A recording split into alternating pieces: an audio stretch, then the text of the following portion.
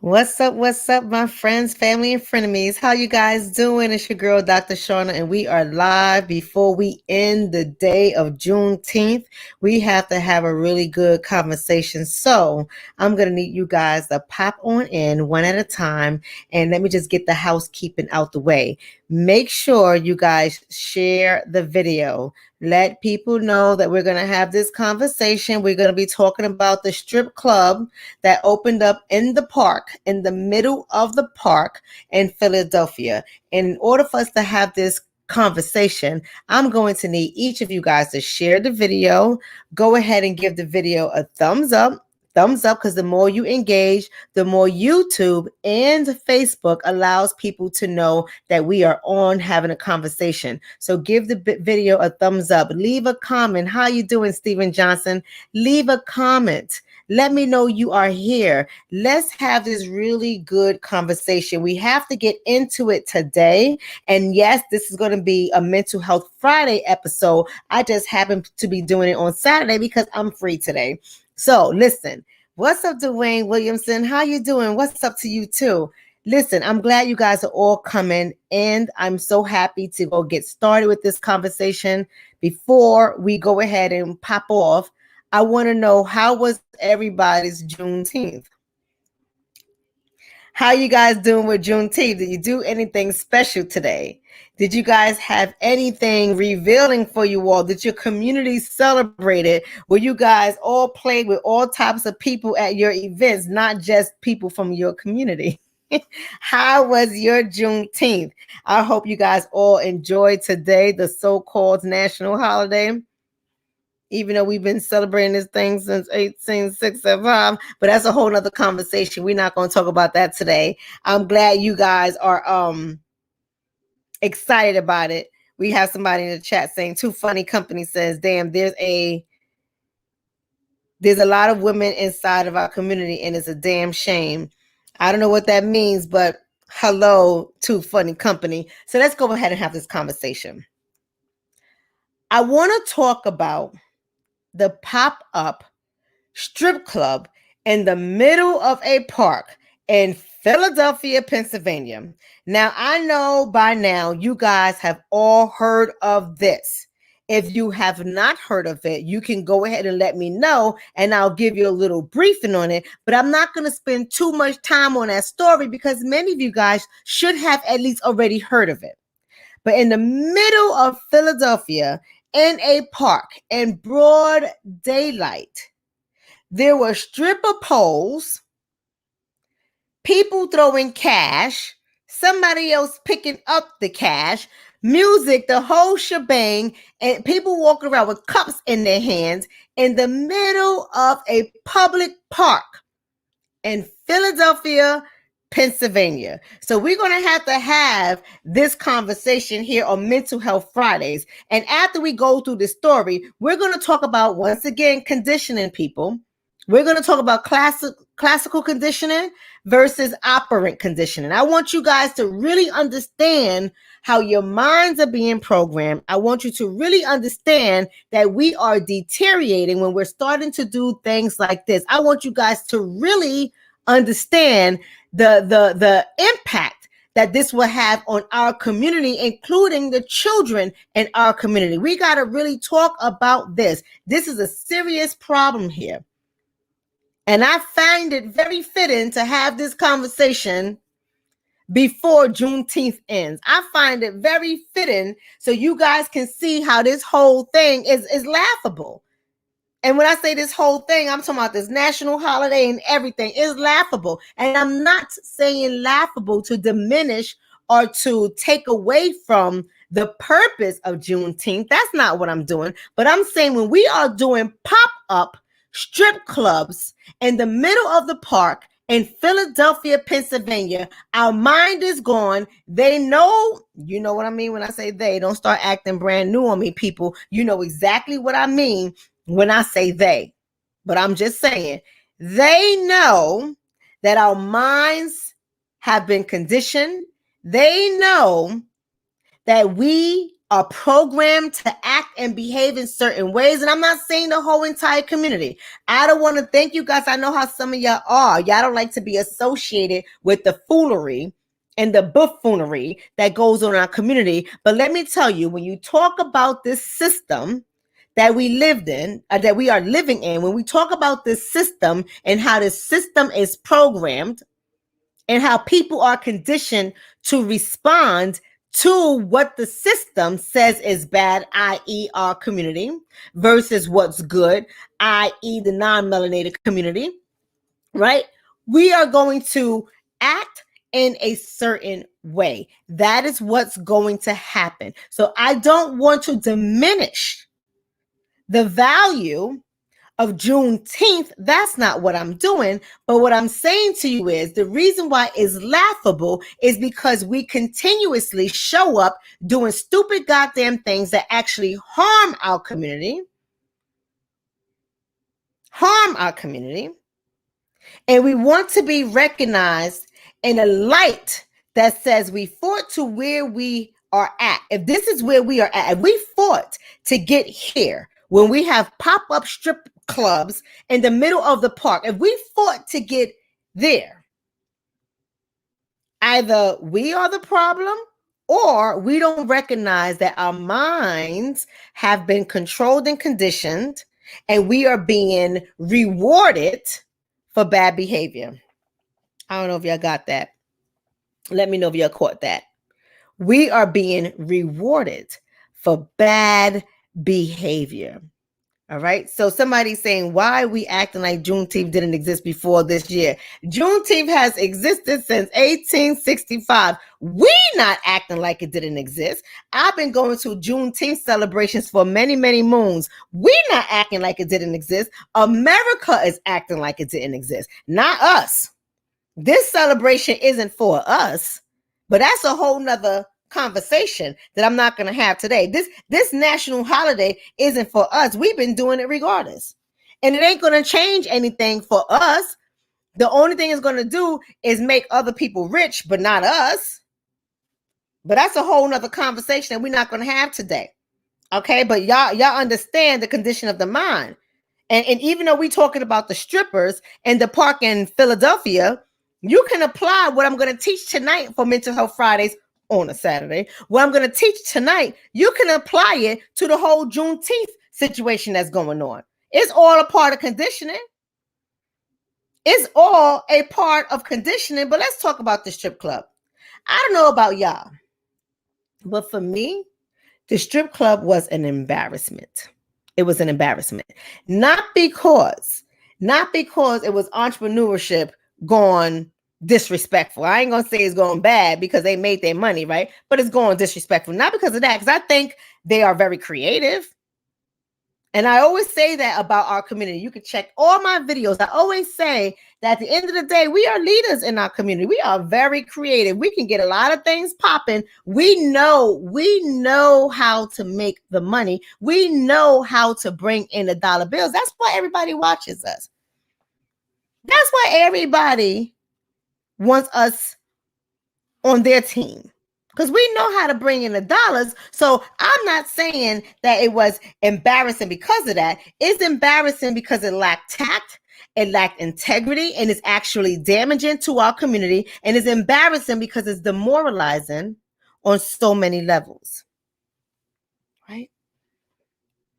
Yes, Cameron. Cameron said it was very odd and disturbing. You're absolutely right. It's very odd and disturbing. We have to really unpack this thing. We have to really address this thing from a psychological perspective, because when we are ignoring things like this, guess what? Guess what? When we are ignoring things like this, the behavior will continue. And that's why we're talking about operant and classical conditioning. We're going to talk about that for mental health, because the behavior will continue, and they know it.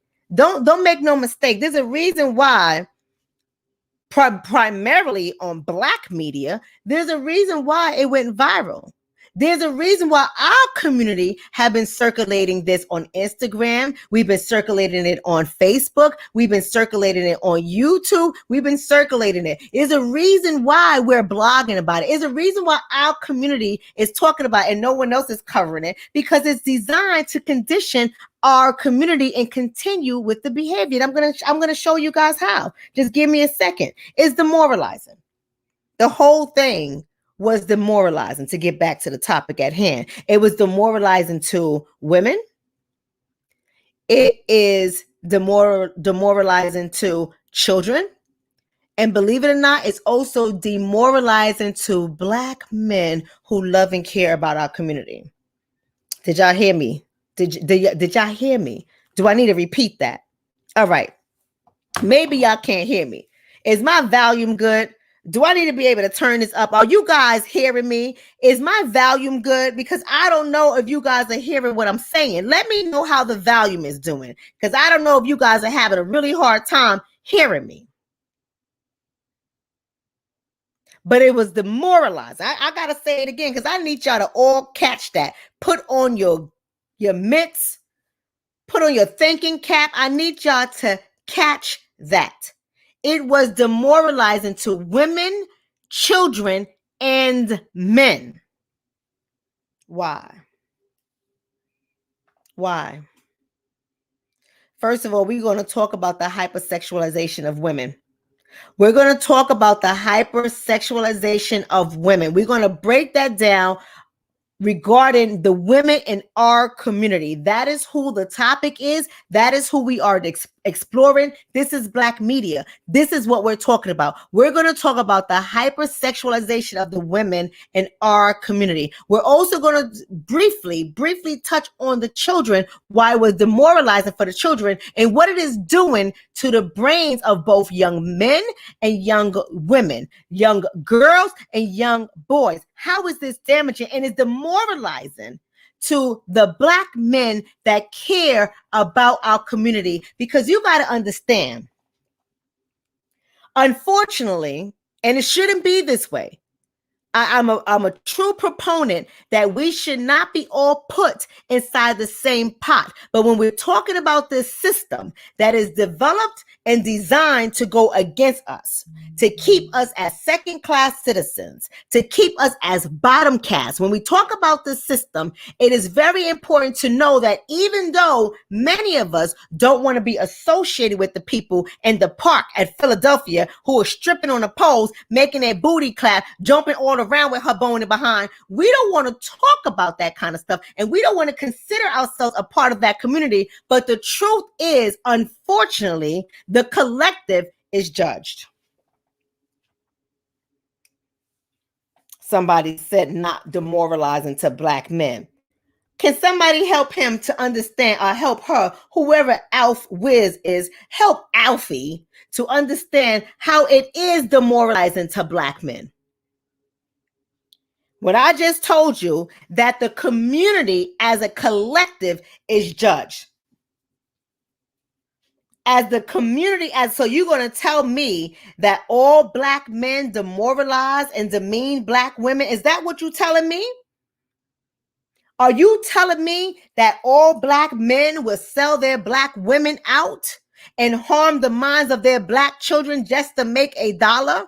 Are you telling me that all Black men don't have real jobs and we just hustling and bustling and selling drinks and selling sex? Are you telling me that that's the case? You don't think that's demoralizing to the good Black men that are out there who are doing stand-up things for the children that they have help to produce? You mean to tell me that it's not demoralizing for hardworking Black men when all of the world, millions of views, is seeing these Black men act this way, and we already are judged by the color of our skin, and it's just another thing to add on to the nonsense that we have to fight against? As I say it all the time, intraracial battle fatigue. I'm tired.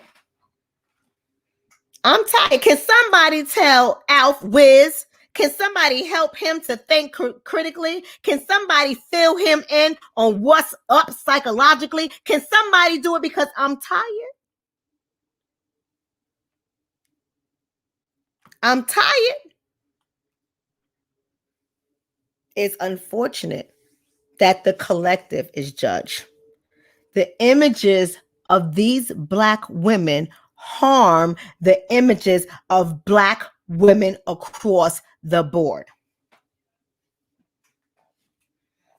The images that is all over social media, who has had millions of people view these people in the park, has damaged the image of Black women across the world. See, y'all not getting it because y'all not willing to expand your mind. You're not willing to think and analyze it and unpack it and pick it apart and see how it impacts us and how the hypersexualization of Black women have been impacting our community psychologically and other communities psychologically for many, many centuries. See, we got to be able to unpack this. We out there celebrating Juneteenth. We're celebrating when the citizens, the Black citizens of Galveston, Texas, first got word that their asses was free. You already know what that was about. You know why their asses didn't know. You already know. But we celebrate. We out there celebrating how we got free. And we don't realize all the history and the propaganda that has been put out there about Black women and Black women being hypersexual, right? And Black men just being thirsty to just sexually attack people. Attack women. Oh, Lord. They beat up on their women. They make babies and they don't raise them. And then they want to come after our white women. These hypersexual Black men, they're disgusting. You see what they're doing in the parks of Philadelphia? And that's all we need is for them to do that. And then next thing you know is going to be happening in our hometown as well, because they're animals. They're uncivilized animals. Uncivilized animals. But some people believe that it has no bearing on them. Some people believe that they don't have anything to do with it because those dumb people made that decision. That's not something I do. People know I don't live my life like that. So you mean to tell me that everybody who exploits our community and takes advantage of our community and harms our community is going to look at your one individual as a stand-up person? They're not going to do anything to you, and they're not going to put laws in place that actually impact you. And they're not going to treat your children like crap. And they're not going to make sure they put your children in specialized or get your children on a bus to prison. They're not going to do any of that because you are not like those people in the park. You are not like those people in the park. And everybody knows that you just happen to be different. Right? But let me tell you something. Oh, the consequences. We live in a patriarchal society, brothers and sisters, and I know y'all don't want to hear it, but we live in a patriarchal society, so the consequences for Black women are going to be grave. Your wife, your daughter, your sister, your mother, your friend, your cousin, the consequences for those women in your lives, dear Black men, it is going to be grave. Let me let you know what we go through as Black women. Can I talk to them ladies? Can I talk to them ladies? Can I tell them for a second what we go through as Black women? Because this is why it is demoralizing. And this is why it is disgusting. And this is why it is hurting our community. Can I tell them, Black women, for just a second? Just a second. What we go through. What we have been going through since 1619. What we have been going through since we came here and was auctioned off. Can I let them know for just a second? Let me let you know for a second. The consequences for us are grave because too many of us already feel invisible. Y'all heard me write it down.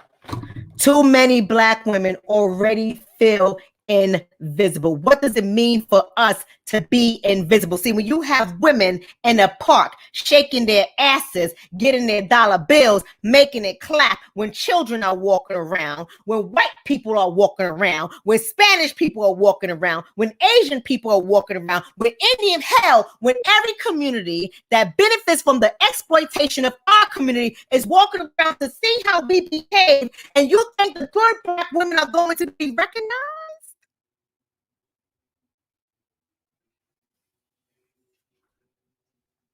You think the good Black women are going to be seen? You think that helps me? You think that helps your daughter, your wife, your sister, your friend, your lover. You think that helps us as a collective?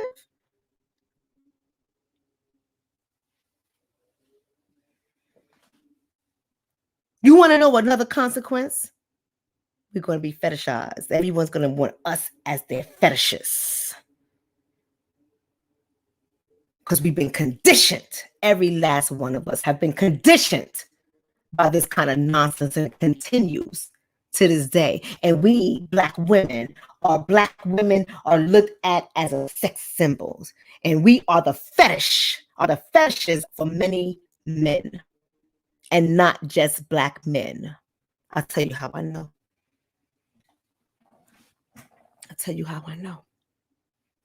So I went to a Juneteenth celebration today because I was invited there to speak.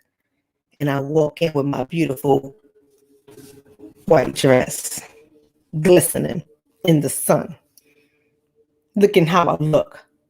Toes out. My little, you know what kind of bags I like. My nice little bag on my arm, doing my thing. Everyone's looking. So I'm an Aquarius. That's how we do when we walk in. Everyone notices us. But everyone's looking. And out of everyone looking, a non-melanated man comes up to me. And he says, I don't know where you're going, but you look beautiful. Where the fuck am I? I'm in the same park you in. At the same event you in.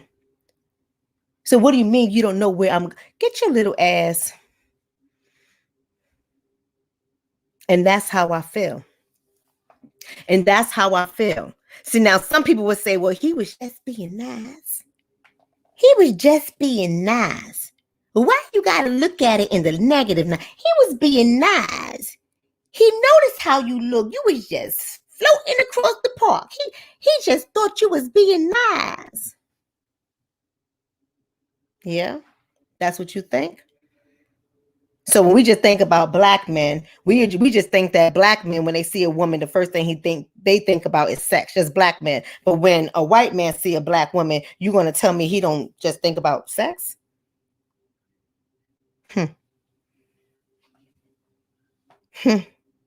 That's what you think? You don't find it kind of ironic that the darker we are, the more they be on our asses? You don't think they see us in a sexual light?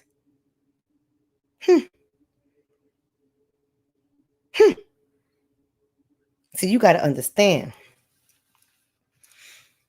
There's a history, a psychological history, a social historical history. There's a psychological history attached to that. So we don't need people in the park twerking and shaking their asses so everyone can see black women as a sexual symbol to feed their fetishes.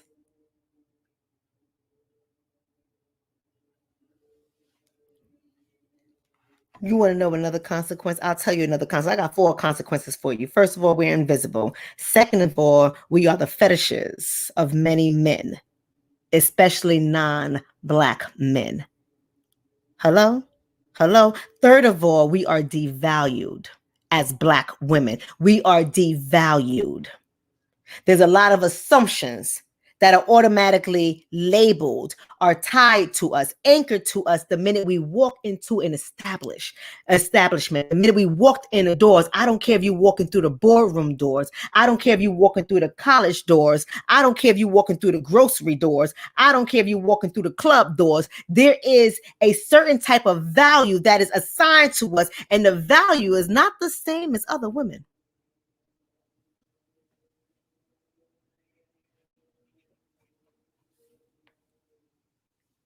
It's not the same. So we have black men making money off of half-naked black women in a park that has already lowered our value. And then we have people walking around watching these black women shake their thing, their kitty cat, their cookies and cream for some dollars and cream. Cash rules everything around me. That's what they're doing. And that's already devaluing Black women. Then we have little kids walking around with their mamas in the park watching this. Ain't nobody covering the baby's eyes and getting them out of there. They're just walking around and they're being conditioned, and we don't even realize that they're being conditioned. And that in itself is going to devalue these little Black girls when they get older, because there's no value on Black babies. That's why we have so many of them missing.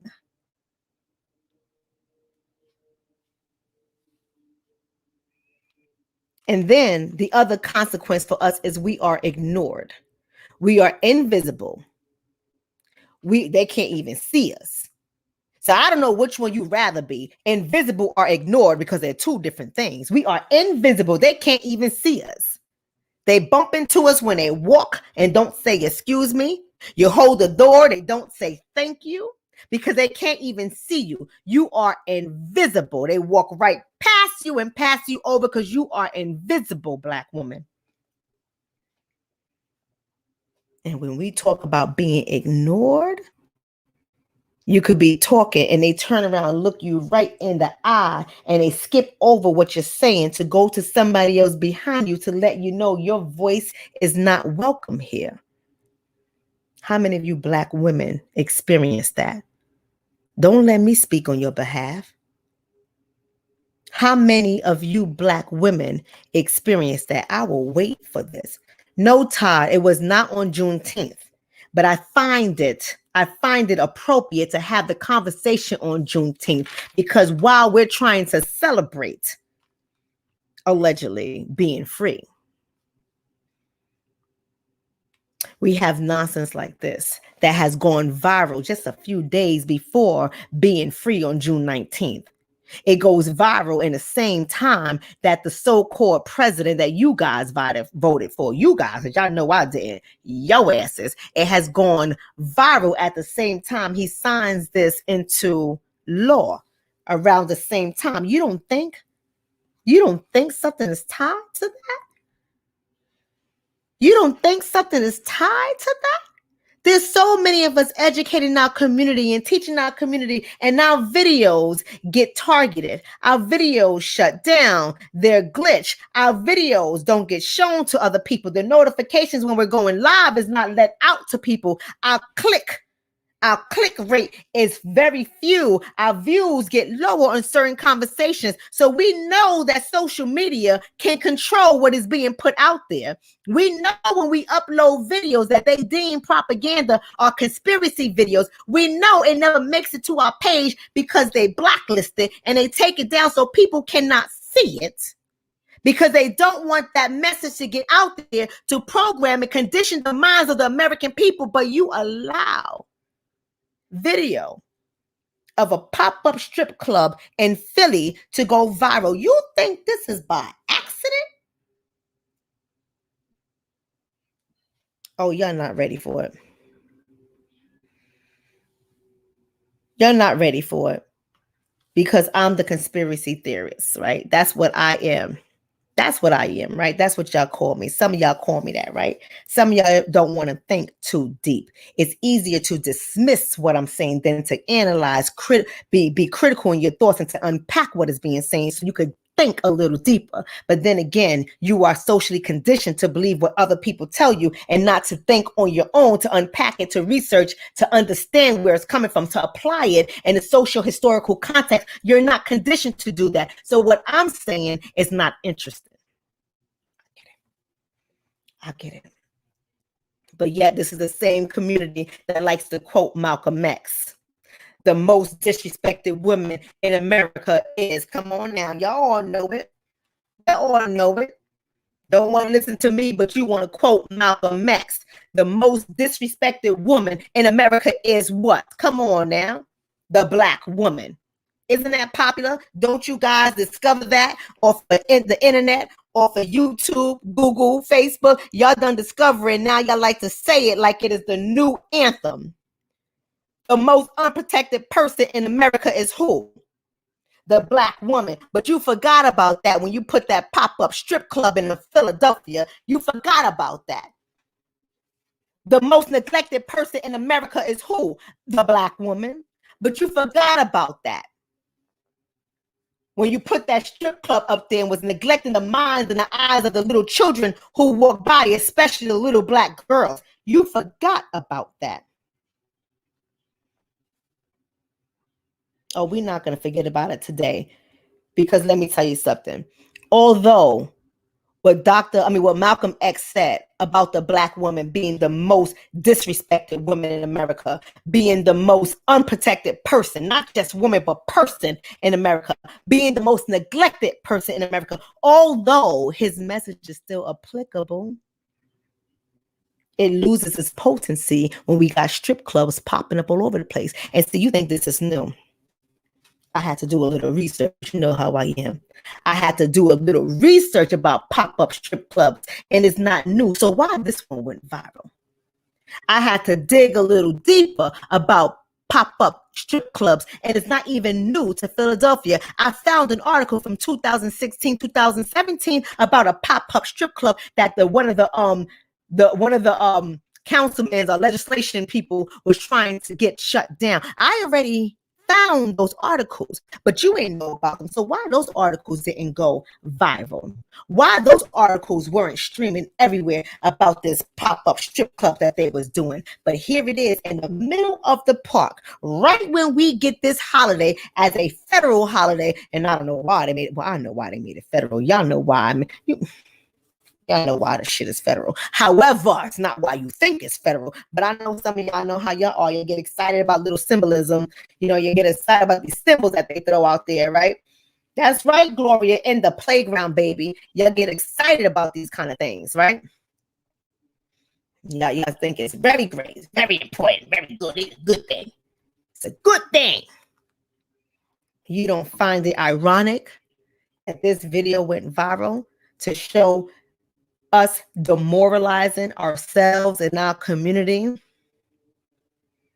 Now, I want to get this straight because I know some of y'all feel some kind of way. So let me get this straight. Let me tell you something. That's right, from Muchu. That's my YouTuber. He said, that's their holiday, not ours. Oh, yeah, they co-opted the holiday, baby. I saw more white people in dashikis than I saw black people in dashikis. They done co-opted the holidays. They're going to make some cash off your ass. Yes, they are for the holidays, but y'all don't want to have this conversation with me. I'm just trying to get y'all started on the series of social conditioning, because as you can see, this is yet again another video until you get how our minds are controlled. Now, I want to get one thing straight. All through the world, globally, women are demoralized. I get that. And to some extent, all through the globe, to some extent, women are hypersexualized. But I want you to understand, when we are listening to Black media, the audience is Black America. The topic today is on the hypersexualization of Black women. So don't come in here and try to hijack the conversation. Don't come in here with your information what's so right.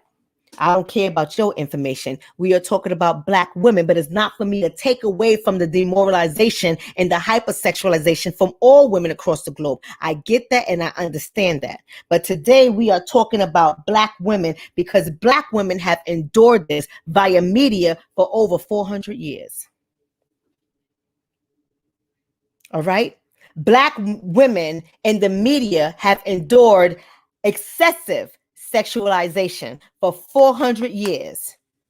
We didn't get the privilege of being featured with ball gowns down our legs and showing how studious and prestigious we were. We didn't get that privilege to experience that. We've been hypersexualized in the media for 400 years. We have been manipulated for 400 years. We have been dehumanized for 400 years. We have been sexually exploited for 400 years.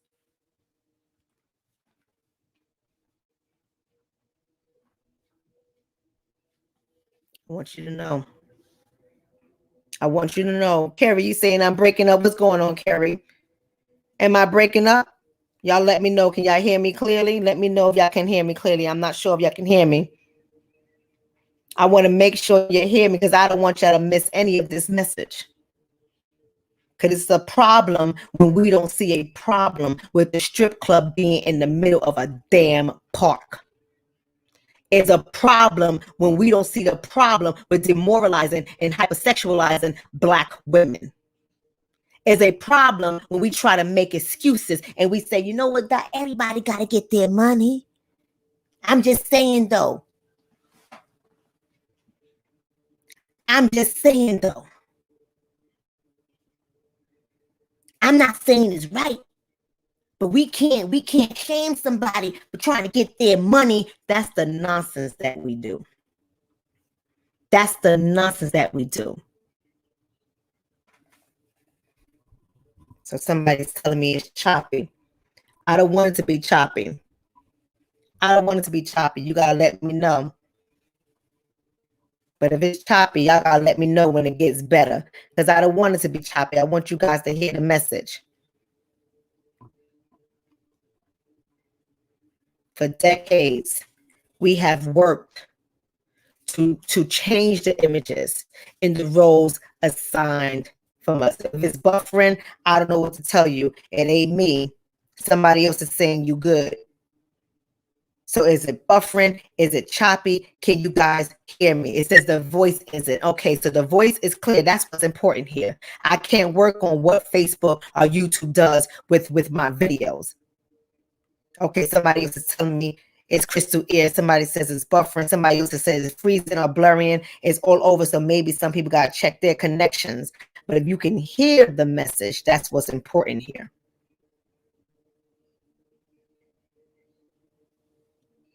It's buffering. It ain't on my end. You know? Gotta let you know, for decades, we have worked to change the images and the roles that have been assigned for us. What are some of the roles, y'all? What are some of the roles? Let's really think about the conditioning we're receiving here in the Black community when it comes to Black women being hypersexualized, or Black women being assigned to certain roles and images. What are they, people? I want you to put me in here, family. What are the roles and images that have been assigned to us as Black women? See, we got to talk about this. Because sometimes we got to be reminded. We got to keep talking about this so that we can start to change the way we are allowing people to portray us and the way we ourselves are participating in this conditioning.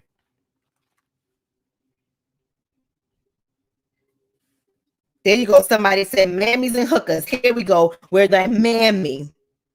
We are the housekeeper. We are the servants. We are the welfare queens. We are the undereducated, downtrodden single mothers. We are the hoes or whores, however you want to say. We're the Jezebels. We are masculinas. We are the angry Black women.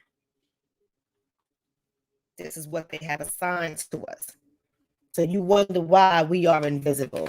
You wonder why we are fetishized. You wonder why we are devalued. You wonder why we are ignored. When we've been assigned these roles for hundreds of years, how is it that everyone else is going to start seeing us differently? Hell, some of us don't even see ourselves differently. You see little children all through social media with their videos going, and they're doing the same dirty as the dances that adults are doing in these challenges, and then they're passing it down and conditioning their children to do it too. And we think we don't have a problem here. It's easy for us to talk about the enemy. It's easy for us to talk about the oppressor. It's easy for us to blame everyone else. Trust me, I'm blaming them all day. Every day I wake up, I got something to blame. I ain't gonna lie to you. Every day I'm like, this shit right here too. I got something to look at and blame, but I'm also gonna hold us responsible as a community, because if we don't talk about this nonsense, if we don't correct our brothers or our cousins, our boyfriends, our husbands that have participated in the strip joint, you see, we always like to act like these people are on individual islands by themselves and they haven't been born to nobody. They don't have any families that they belong to. We like to act like it's just them and it's not a product of a deeper issue.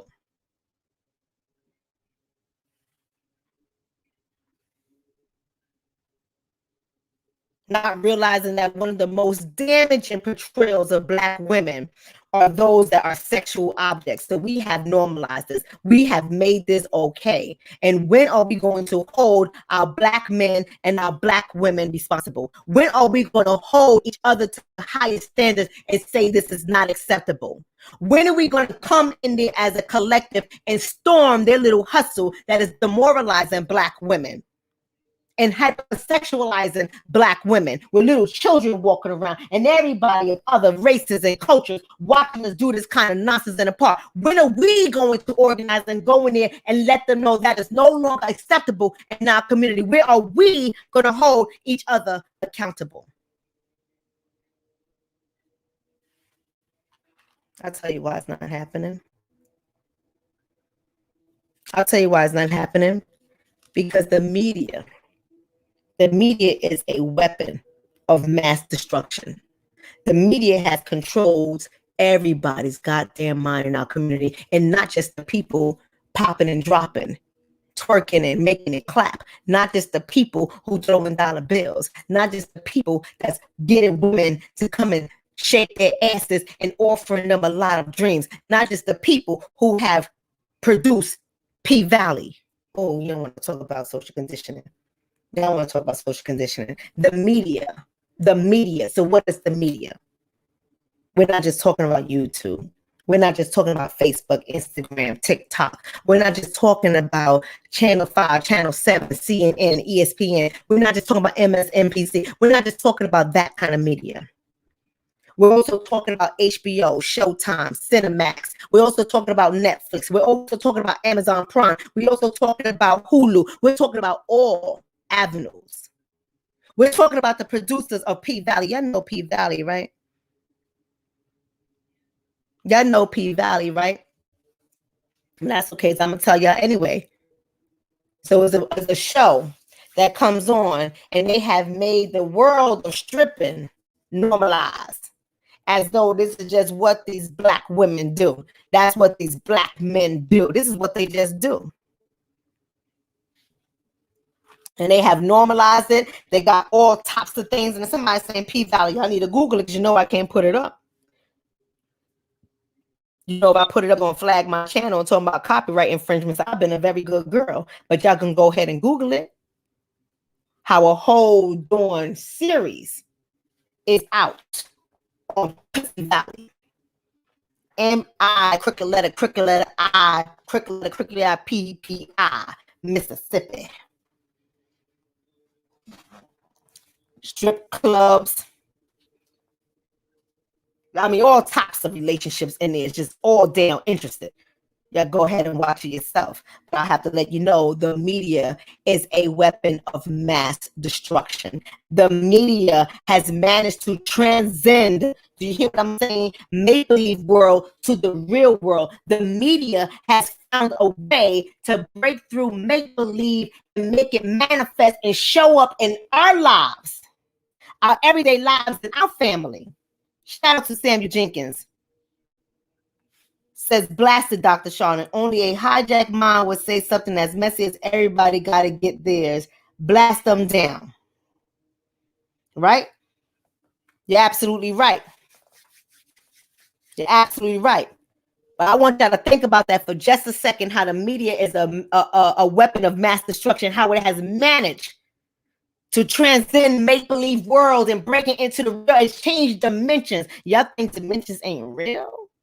You know, you always hear about some people that talk about three-dimensional things and jumping from one world into another world while we're in the same world, and you try to wrap your head around it because it doesn't make sense when you're saying, what are you talking about? You're not going in and out of different dimensions. You don't even make sense, and you don't even realize that the make-believe world has transcended into the real world. It has jumped a dimension, and we have been acting out exactly the thought process that people have seen us, that they have put on an image, and we are now acting it out in real life. Oh, you missed that. You missed that. I'm going to have to say that again because y'all missed it. I'm going to slow it down for some people in the back that didn't catch it. I'm going to slow it down for you guys because I want y'all to go ahead and get it. I want you to understand dimensions in this world and how that's a real thing. So you listen to some of the scientific people and you can't really grasp your mind around, and you say, what the hell are you talking about? You're not jumping out of one dimension and ending up into another world. It doesn't work that way, but we see it every day when you have a show like P-Valley. We see it every day when Cardi B can rap about being a stripper, and now this is what she's doing. We see it every day when another singer can talk about he's in love with the stripper. We see it every day when a stripper is glorified. And that's all in La La Lands, right? La La Land. And then all of a sudden, our children, our sisters, our girlfriends, our cousins, they're now all acting it out, whether they're acting it out in a real strip club or they're acting it out at the strip club, because now everybody wants to mimic and act like a stripper. And the minute the beat drops, everybody, even if they're 53 years old, everybody bunking over and twerking and making it pop and doing these videos to show just how sexy they are. It has transcended from make-believe into real world. It is a manifestation of the images of Black women that they have put out there over the centuries that is now showing up everywhere we turn around.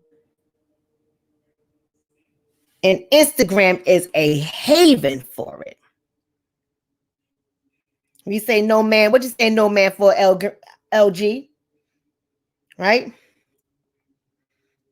Right? Somebody says social media is fake, so you're not really understanding the power of media as a weapon of mass destruction. You lost it. You lost it, because when fake becomes real life, it has jumped a dimension. It has transcended. And that's the part you are missing here. If social media is fake, it became real in your living room. When your daughters are mimicking what they see on social media, it became real in your neighborhood. When even teachers are showing up hypersexualized and they have their little shows that they're doing, they're making their coins on it, wearing inappropriate clothes, twerking, making a rap song to their children. Come on now.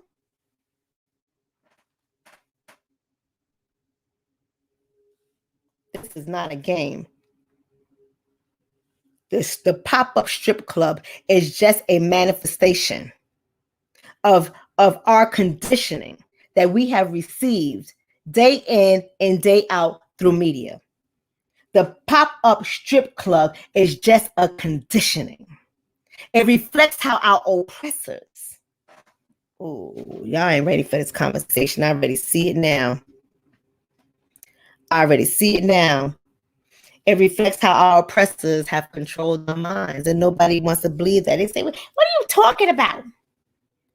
What are you talking about? There is a benefit. There is a benefit in this, and how it conditions our minds, and how they allow it into our music, how they allow it on our screens, and they make it public. They make it accessible to everybody in our community, and no matter what age they are. You want to see how it has transcended make-believe world into real world in our community? I'm going to give you a real life example, because I know some of y'all don't get it. Some of y'all don't get it, but I'm going to tell y'all the truth right now. How many of y'all remember The Sopranos? How many of y'all remember The Sopranos? The HBO series. Come on now. How many of y'all? All right, I see one person saying me, right?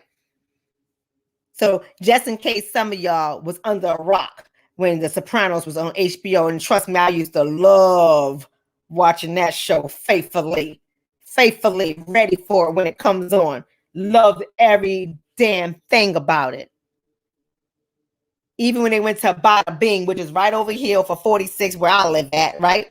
Even when they went to Bada Bing, which was the strip joint that Tony used to go to. But do you see their community glorifying that? See, because it hasn't jumped a dimension. It hasn't left HBO to their neighborhood. It hasn't left HBO to their children. Yes, for Mucho, the Jersey Show, right? It hasn't left HBO. Right? It hasn't. It's not impacting the Italian community when they all now want to twerk and jump on poles in the middle of the park. It hasn't impacted their community. People are not going around in their community doing the things that we saw on TV. I'm not going to say all of them ain't doing some of that shit because we know they're doing it too. But they're not doing it how we are doing it. Because it has not transcended from make-believe into real world. It has not jumped a dimension.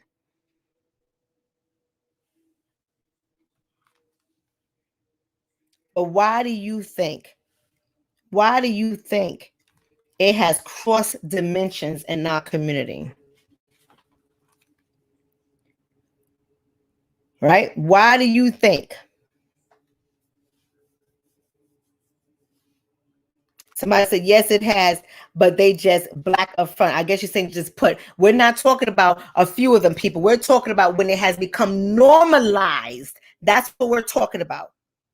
We're talking about when it has become normalized. I never said it doesn't exist, but when I said when it becomes normalized, when we can walk past such a filthy thing in a park and we don't shut it down. We, the people, don't shut it down. That is a problem.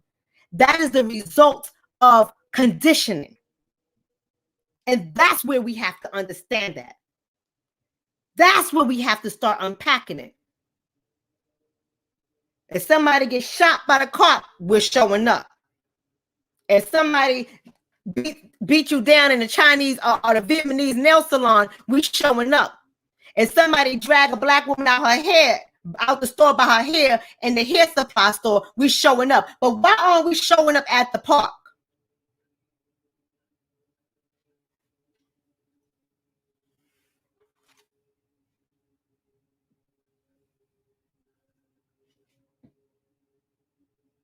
Right?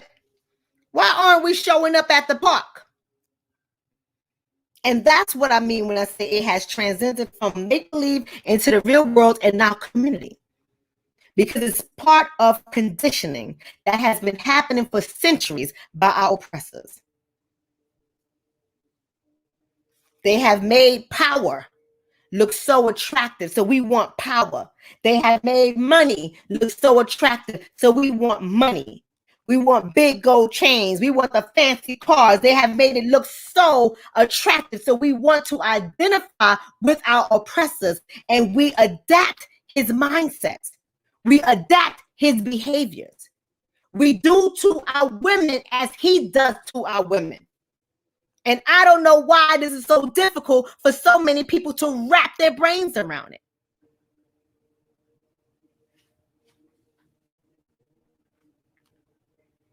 We have adapted their behaviors. We have adapted their mindset. We have adapted their diet. We have adapted their traditions. We have adapted their language. I'm saying adapted. I mean to say adopted. We have adopted all of that stuff. Because that is a form of conditioning. And learned behavior is conditioning. Learned behavior is conditioning. This behavior has been learned. You know what learned behavior theory says? Famushu, you saying janky? Does that mean my video is janky? I can't help it. You already know what's happening. Because if my voice is clear, that's all you really need to hear is the message. Treat it like a podcast. You just need to hear the message. If it's Yankee, I can't help the system. You just need to hear the message. But let's talk about learned behavior real quick because I got to get on out of here. Let's talk about learned behavior. See, learned behavior, the theory of learned behavior says that learning is a long-term change in behavior that is based on experience. Learning is a long-term change in behavior that is based on experience. I'm going to say this one more time because I need y'all to catch it. And I need you to process it. And I need you to slow it down and take it all in. And then think about the strippers in the park when I'm making this statement. Learning, the things that we learn how to behave. We learn how to think. We learn a lot of things. Learning is a long-term change in behavior, meaning it didn't start just today for you to learn it. It takes time for us to learn things. It takes time for us to be conditioned. It takes time for us to be controlled. It takes time for us to adopt somebody else's behavior, culture, mindset, holidays, diets, beliefs. It takes time for that to happen. And that means we have to be exposed to it over and over and over and over and over again until it takes root in our thinking. And then we start to reflect it in our behaviors, because learning is a long-term change in behavior that is based on our experiences. I'm gonna break this down for you guys, because I know y'all know what I'm talking about, but y'all want to act slow today. That's okay, because we in school. Get your pen and paper. Y'all want to act slow today, but I'm gonna speed y'all up. I'm gonna speed y'all. I'm gonna do it New York style, but I'm gonna teach y'all. All right, I'm gonna take you there right now. First of all, y'all all know about Pavlov, right? The dog when they ring the bell and he started to salivate from his mouth. Y'all know about that, right? Psychology. Come on, y'all. Come on with me. Stay up with me. Wake up, family. Stay up with me. I know it's late, but it's not that late. It's never too late to learn. Come on now. Wake up. Y'all may not have all gone through college, but I know y'all know about this. I know you know about classical conditioning. Forget about the name. You ain't got to know that it's called classical conditioning. It's okay. That is the name, but you ain't got to know it. What you need to know is that there was an experiment when this psychologist had introduced the food to the dog, introduced the bell to the dog, and every time he went to go give the dog the food, he rang the bell. And when he rang the bell, the dog learned to start to salivate from his mouth because he knew the food was coming. So it wasn't that it was the food that made him start drooling from the mouth. It was the ringing of the bell that he had associated with the food. So when he rang the bell, the dog automatically assumed that it was time for him to eat.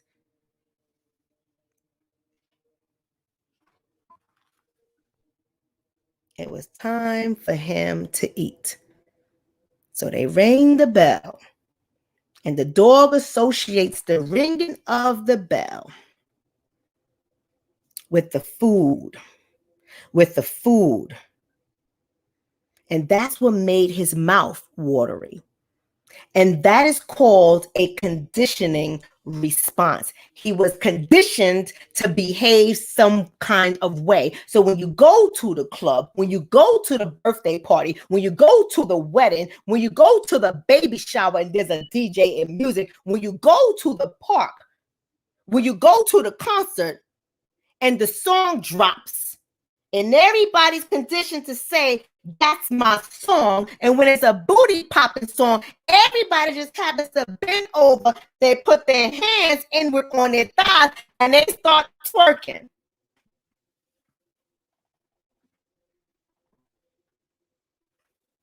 That's what conditioning looks like, y'all. That's what conditioning looks like, y'all. That's what it looks like. The song is played. We have the images playing in our mind with the strippers, aka P Valley, the song that's hot, the beat drops, that makes you want to pop and lock and makes you want to go. Then you got the lady up and down on the pole, you got them twerking, you got them making their butt drop, you bounce, you got them making their butt clap, you got them doing all types of things, you got the man throwing money at them, and now we associating all of that sexualization with our body for money and attention. And we say we're not conditioned. We say we're not conditioned. Okay, I got something for y'all. Because I know some of y'all holy. I know some of y'all just good. You're just here to learn it. But good Lord, you're glad you got the Lord. And you glad that you pray every night. You glad that is just not you. You glad that you so happy you ain't got to go through none of that. And you have allowed that by the blood of Jesus to overpass you. But I'm going to take it to the point where now I see a whole bunch of videos where pastors just changing the words to the popping, locking, dropping songs, and people popping, locking, dropping, and they calling it, they praising the Lord, and they doing all types of things, and they trying to keep it together, but it looks hypersexualized for a church, don't you say? Because you thought your mind was safe. You thought your mind was not controlled. You thought you was different.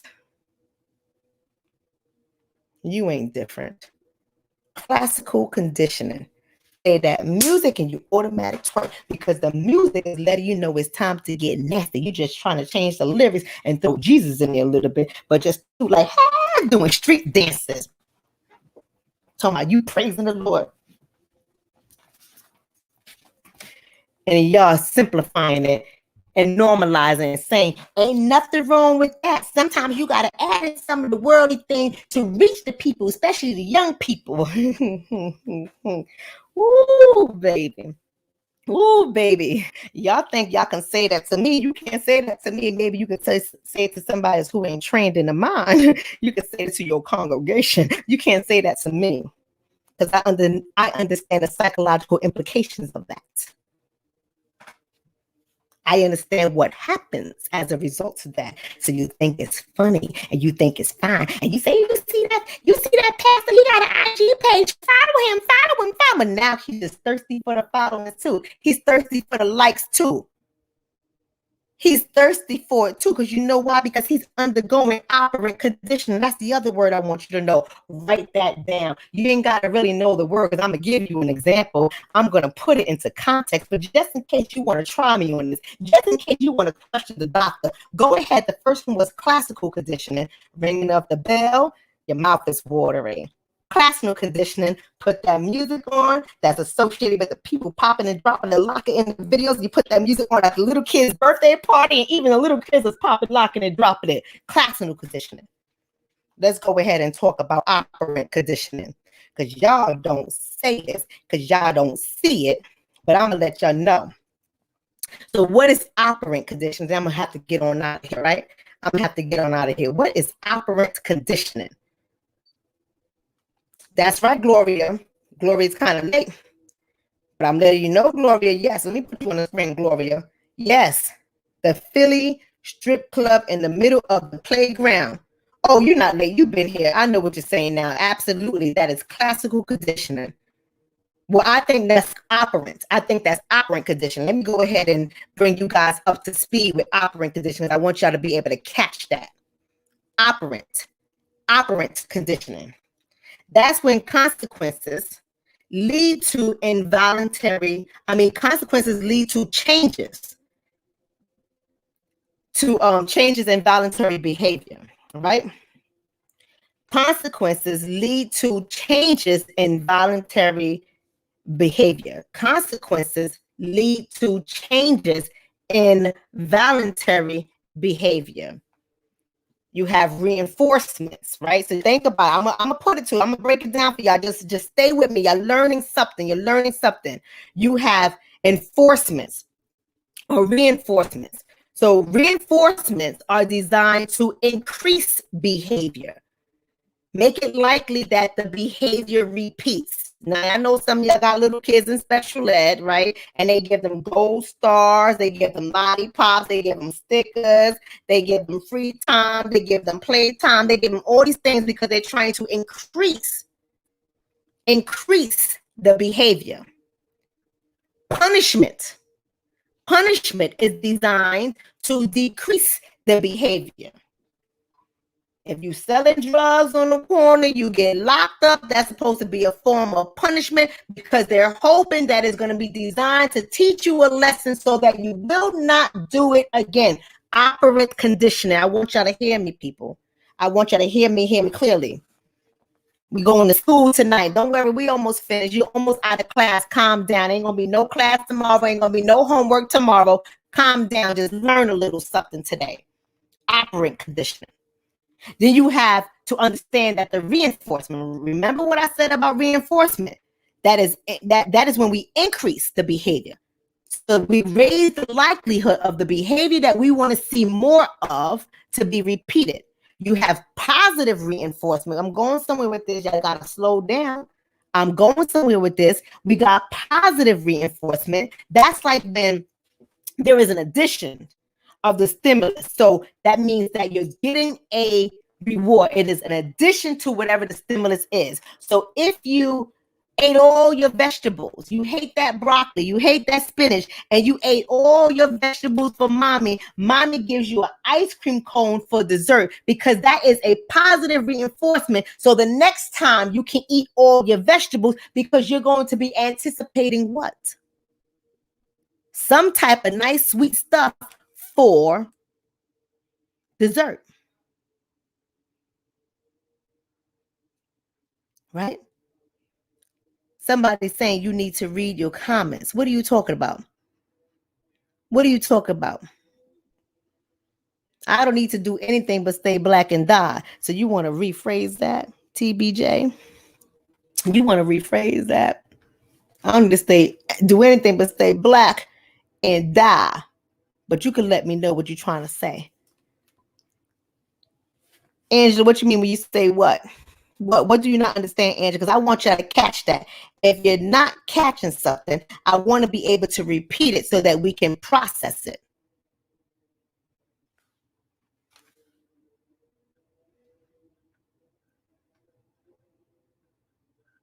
See, somebody's in their feelings, and let me pause right there because when people get in their emotions, I want to make this an example. I'm gonna make this an example. This is when people get in their emotions. So TBJ is now going to be the example for the night. You are not the only one who knows all of this. Did anyone say I am the only one? Am I the psychologist that came up with operant conditioning or classical conditioning? Am I the psychologist that came up to that? I am teaching the community. Why are you in your bag? Emotions are not welcome here because this is a critical thought class. And if you are not prepared for critical thinking, you have to reconsider if you want to be a part of this class because this community is a learning community.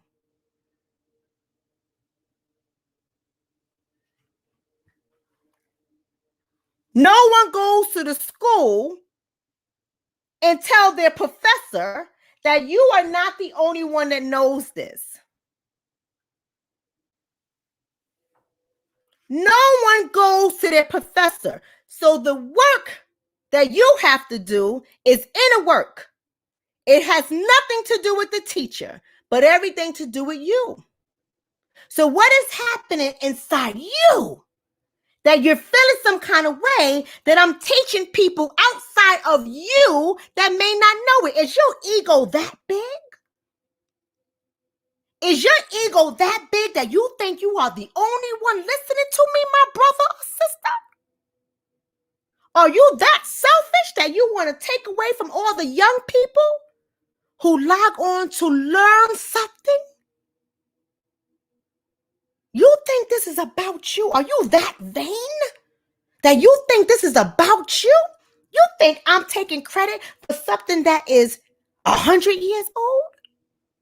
Brother, we gotta talk. There's something going on within your psychology that has nothing to do with me. We got to get this together because it's not working in our community.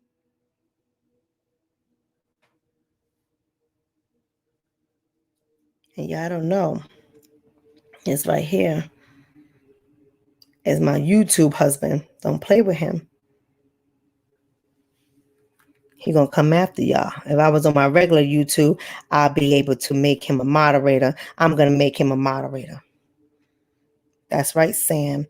I take no prisoners. I take no prisoners because I am here to teach, to educate. That is it. So it was important for me to take this segue. We're not going to lose anything because we have been conditioned, people, to behave like this.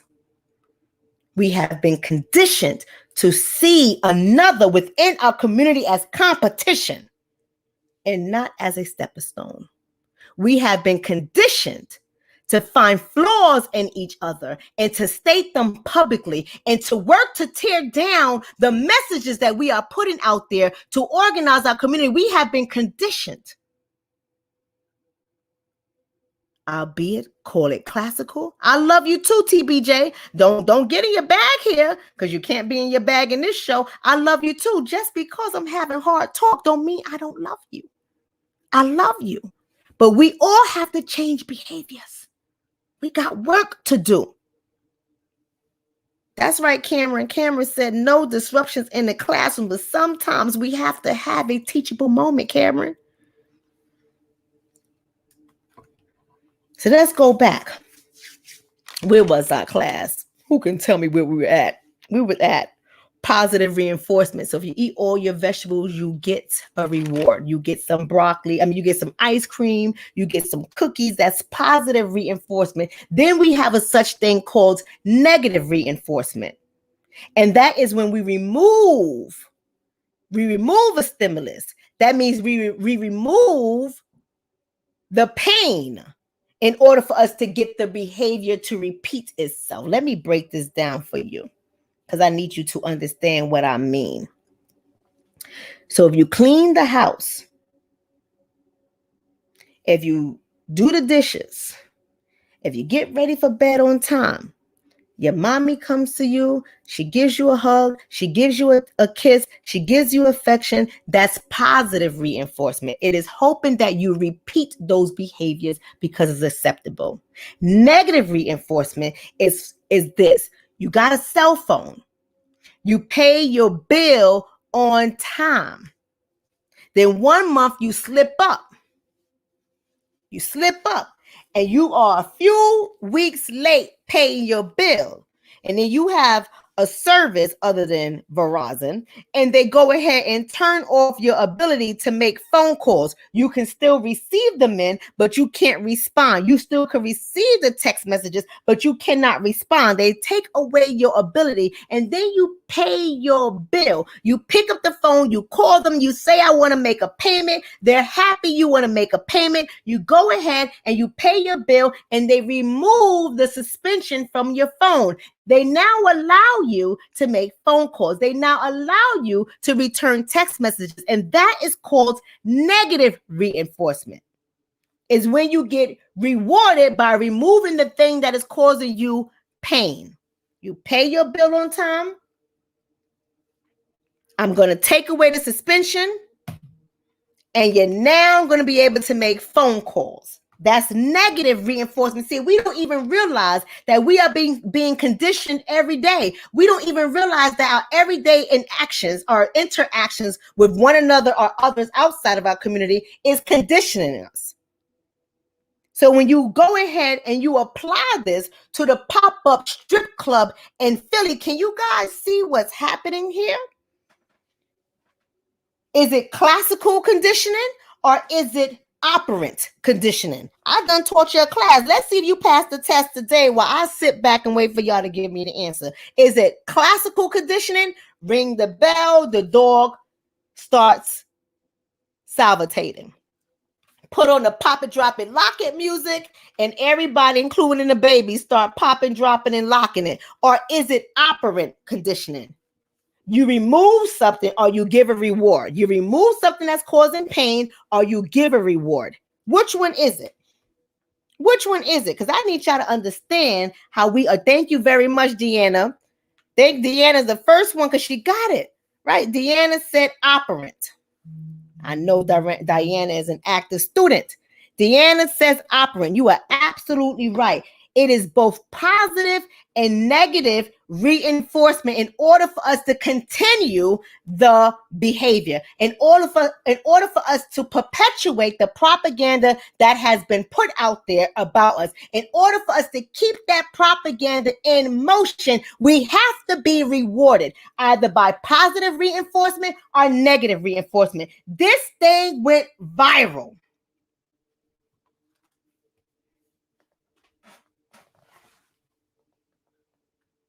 This thing went viral.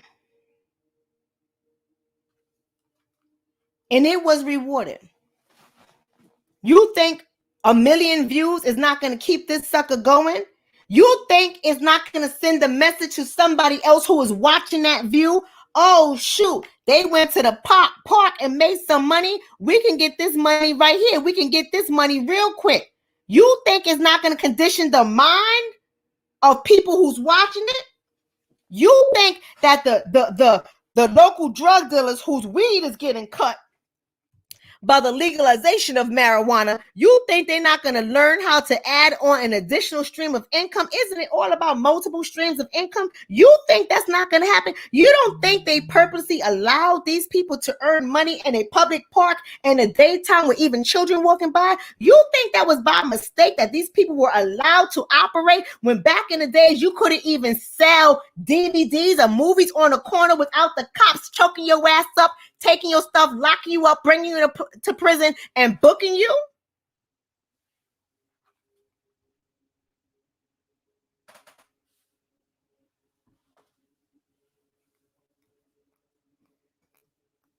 You understand what I'm saying, right? There was no criminal charges. When you allow these people to earn money and to keep it going, when you allow that to happen without interruption, that is a positive reinforcement. A positive reinforcement is not a punishment. It is a positive reinforcement. We're going to let them do it. We're going to let them do it. And we're going to see more of this happening in our community because it is a chess move. And you want to know what the negative reinforcement is? Remember what I said? The negative reinforcement is when you remove the pain associated with whatever bad behavior you want to change. When you remove the pain, if they show up with good behavior, it keeps them doing it more. So what is the pain that has been removed? There are no, and listen, I don't know if anybody got criminally charged, but I'm going to tell you, it appears as though, because I have not followed up with this, so it appears as though there were no criminal charges. It appears as though nobody was arrested. It appears as though nobody got in trouble. So when you remove the pain, when you remove the bad, like smack on a hand, remove it away to allow them to do it some more, it is still reinforcement. Shout out to Tanya. Thank you so much for that donation, sister. It is still reinforcement.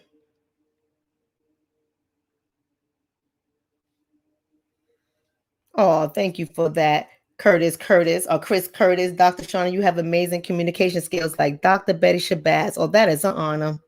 Now, I don't know if I can hold on to that one, but I want to say thank you for that. I appreciate it. So as I wrap up today's class, and I thank you guys for being here with me today, when I wrap it up, I got to let you guys know that every day your minds are being conditioned and being controlled because there's certain things, certain badass behaviors we are allowing in our community. See, we can't keep on saying they are allowing it. They are, because of course they are. It's all part of their plan and their programming. It's all part of their plan and their program, and it's all going to reinforce their behavior too. See, operant and classical conditioning is just not working on our community, it's working on their community as well, because it's giving them reasons to justify why they continue to treat us in certain ways. It's giving them reasons to justify it. We get rewarded by their system to do bad behavior, and they get allowed to administer the punishment. Remember what I said the punishment is, right? Remember what I said that punishment is, right? Remember, the punishment is to decrease the behavior. The punishment is designed to decrease the behavior. But when you keep conditioning it, it's like cyclical. When you keep reinforcing the behavior with positive reinforcement and negative reinforcement, you keep the behavior in motion, you keep it on repeat. When you keep doing that, you also allow them to keep punishing us. But they're not trying to change it, and it's not going to change, because in order to change it, you just have to recondition the minds of our people. Change the way you're doing propaganda in our community. Change the way you are airing us on television, on your shows. Change the way you are allowing us to put music on the airways. Change the way you are allowing us to do certain things. Change those things by re-educating our community, putting positive images out there. Let us see images of doctors, lawyers, teachers, social workers, nurses, podiatrists. Let us see images of working sanitation workers, DPW, Black police officers. Let us see images of construction workers in our community. Let us see images of engineers in our communities building buildings. Let us see images of inventors in our community, investors in our communities, bankers in our communities, accountants in our communities. Let us see images.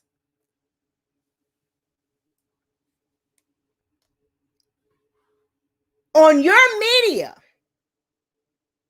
because your media reaches way more people than our media does, unless we put something negative out there, then it spreads like wildfire.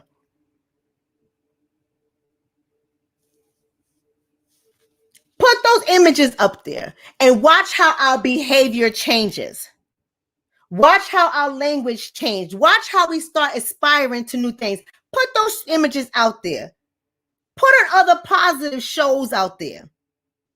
Put positive music out there that empowers our women, empowers our men, empowers our children. Change the lyrics.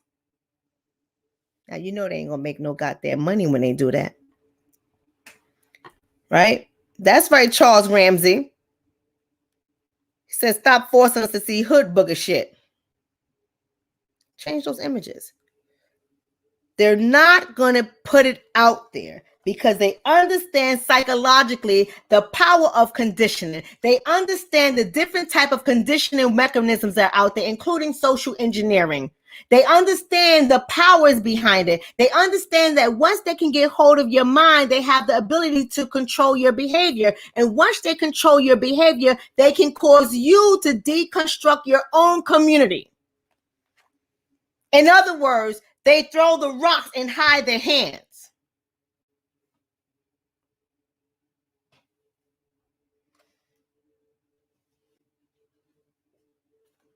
Throwing rocks and hiding hands. In other words, they're slapping us in the back of our head when we turn around. They're going like this. It was your sister over there. It was your brother over there. That wasn't me. That was your community member right there. It wasn't my community. We ain't slapping on the goddamn head knowing they damn well did. Conditioning us to fight. Conditioning us to go after our own for things that they are doing. And you guys keep falling for it. I'm going to need y'all to wake up tonight. I'm going to need y'all to watch this again. I'm going to need y'all to take some notes. I'm going to need y'all to go and say, this is not okay. It's not okay for my daughter to be on TikTok at 12 years old, repeating these challenges that's conditioning their minds. When it's up, and it's up, and it's up, then it's stuck. And we just got this thing playing, and the little kids out there doing it too, in little dance schools. You sending your child to dance schools to teach them hip hop, and they doing all of this, and they 7 years old. You're conditioning your children. And you're allowing the people in your community who are learning how to oppress their community by the oppressor himself. I'm done. I'm done. Y'all can go ahead and keep on putting on your hip hop in church, mimicking dance moves. Y'all can go ahead and keep on having your little children do sexually explicit things. Y'all can go ahead and having your wives and your girlfriends twerk and you smacking their ass like she a stripper because you think it's cute on IG. Because you married, you hide behind, that's my husband, I can do that. You mimicking stripping and he's paying for you, throwing bills on you because it's cute to do what the strippers do, because now stripping is great and it's popular and it's fun and it's cute to do it. And because you're married, you can do it. You can get away with it. It's okay for you.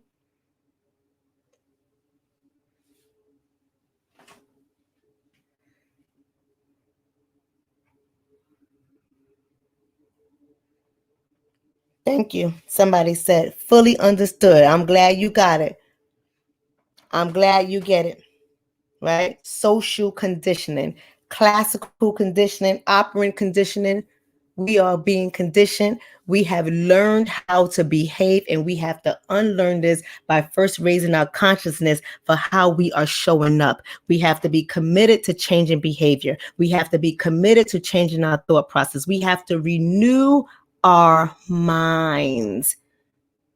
We have to let go of what they told us we should be doing or it's okay to do. Or if you do this bad behavior, you're rewarded by money. You're rewarded by likes. You're rewarded by followers. You're rewarded by record deals. You're rewarded by interviews and TV shows and a following. You're rewarded if you keep with your bad ass behavior.